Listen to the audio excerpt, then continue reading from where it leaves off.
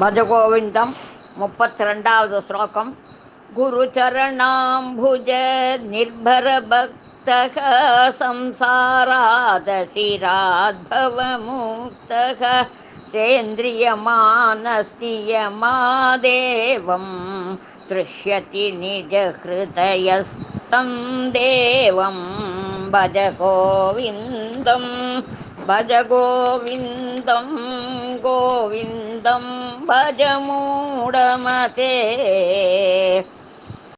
குருவை முற்றிலுமாய் நம்பி அவரது பாதார விந்தங்களில் சரணடைந்தால் வாழ்க்கை துயரத்தினின்று விடுதலையாழவாய். குருவிடம் நேரில் உபதேசம் பெறலாம். வசதி இல்லையெனில் எவ்விதத்தில் நீ ஞானத்தை காண்கிறாயோ அது குருவிடமிருந்தே வந்ததாக கொள்ளலாம். அதனின் பக்தியும் ஸ்ரத்தையும் வைத்து முயன்றால் நிச்சயம் ஞானம் பெறுவோம். சம்சார பந்தத்திலிருந்து விடுபடுவோம். எல்லாவற்றிற்கும் குரு பக்திதான் முக்கியம் என்பது இந்த ஸ்லோகத்தின் அர்த்தம்.